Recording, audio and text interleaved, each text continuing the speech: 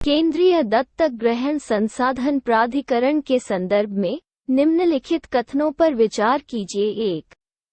यह महिला एवं बाल विकास मंत्रालय के तहत एक गैर सांविधिक निकाय है।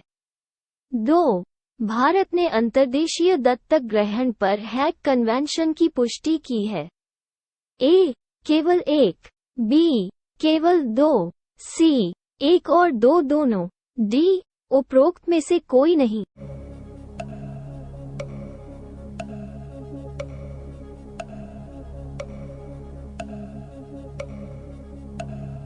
उत्तर बी।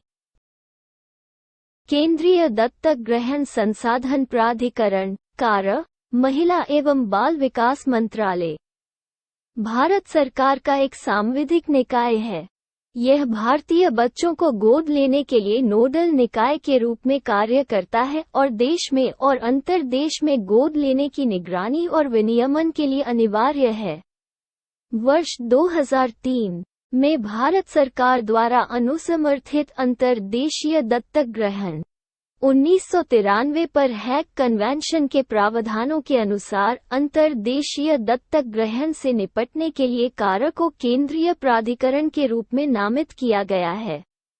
कार्य मुख्य रूप से अपनी संबद्ध मान्यता प्राप्त दत्तक ग्रहण एजेंसियों के माध्यम से अनाथ, परित्यक्त और सरेंडर करने वाले बच्चों को गोद लेने से संबंधित है। हाल ही में खबरों में रही नॉर्थ स्ट्रीम पाइपलाइन निम्नलिखित देशों में से किन देशों के विशेष आर्थिक क्षेत्रों से होकर गुजरती है? 1. डेनमार्क, 2. फिनलैंड, 3. जर्मनी, 4. बेलारूस। ऊपर दिए गए कथनों में से कौन सा से सही है? ए. केवल 1, बी. 1 और 2, सी. 1, 2 और 3, डी. 1, 2, 3 और 4।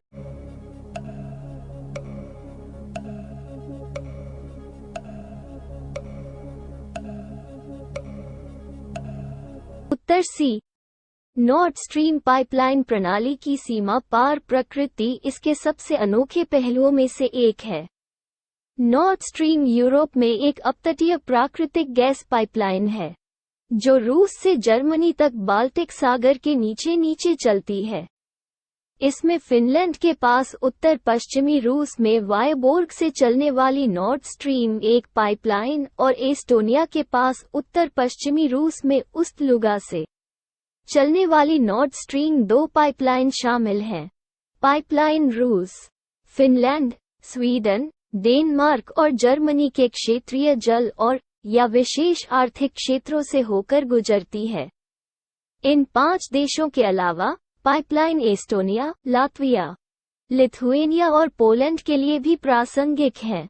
इसलिए ये 4 राष्ट्र भी परामर्श प्रक्रिया का हिस्सा थे। स्वच्छ सर्वेक्षण ग्रामीण 2022 पुरस्कार के संदर्भ में निम्नलिखित कथनों पर विचार करें। 1.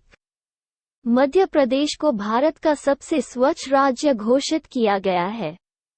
2. तेलंगाना बड़े राज्यों की श्रेणी में पहले स्थान पर है। 3. छोटे राज्यों और केंद्र शासित प्रदेशों में अंडमान और निकोबार ने पहला स्थान हासिल किया। ऊपर दिए गए कथनों में से कौन सा से सही है? ए. 1 और 2, बी. 1 और 3, सी. 2 और 3, डी. 1, 2 और 3।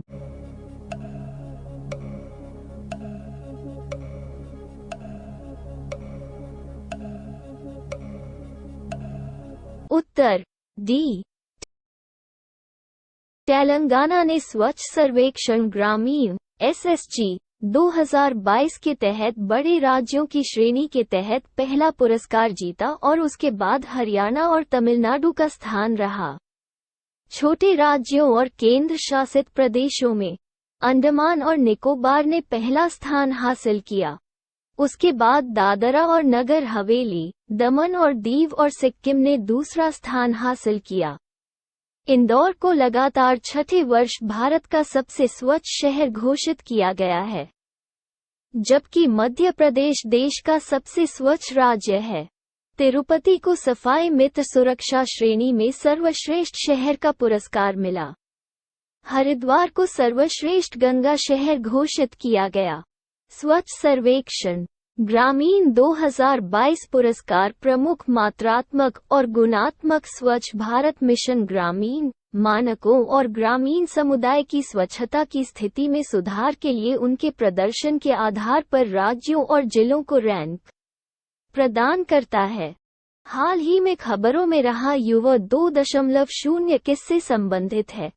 ए. व्यावसायिक कौशल सीखने का कार्यक्रम। बी. युवा और नवोदित लेखकों को प्रशिक्षित करने के लिए लेखक परामर्श कार्यक्रम। सी.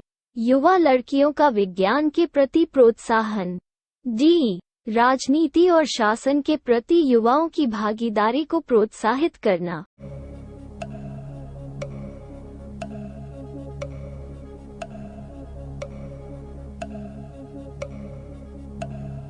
उत्तर बी।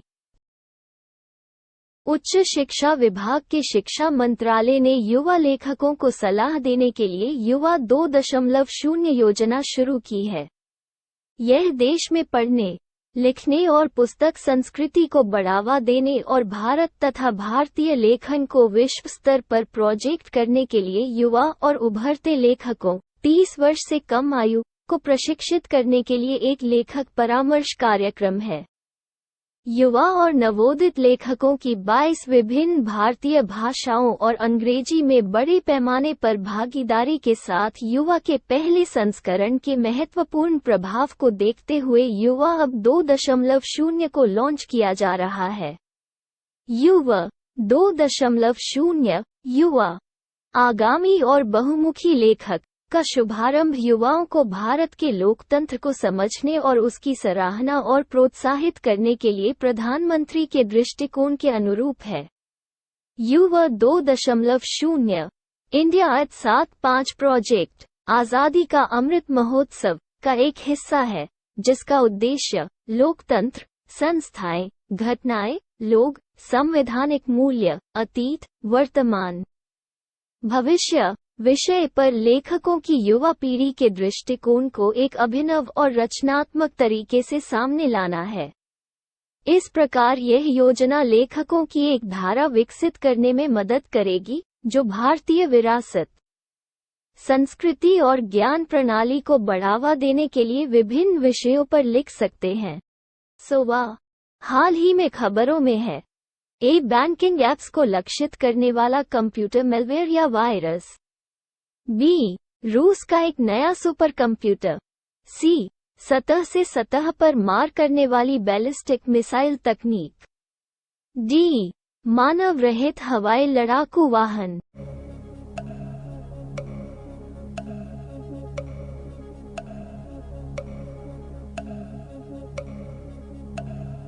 उत्तर ए।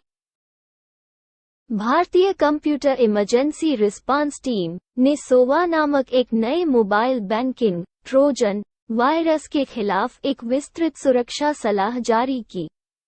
सोवा एक एंड्रॉयड बैंकिंग ट्रोजन मैलवेयर है, जो व्यक्तिगत जानकारी चुराने के लिए बैंकिंग ऐप्स को लक्षित करता है। जब उपयोगकर्ता अपने नेट बैंकिंग ऐप्स में लॉग इन करते हैं और बैंक खातों तक पहुंचते हैं तो यह मैलवेयर क्रेडेंशियल्स को कैप्चर करता है। एक बार स्थापित होने के बाद इसे अनइंस्टॉल करना असंभव है। यह मैलवेयर क्रोम, Amazon और NFT अपूरणीय टोकन प्लेटफॉर्म जैसे वैध एप्लीकेशन के लोगो प्रदर्शित करने वाले नकली एंड्रॉयड एप्लीकेशन के भीतर खुद को छुपाता है और उपयोगकर्ताओं को उन्हें इंस्टॉल करने के लिए धोखा देता है।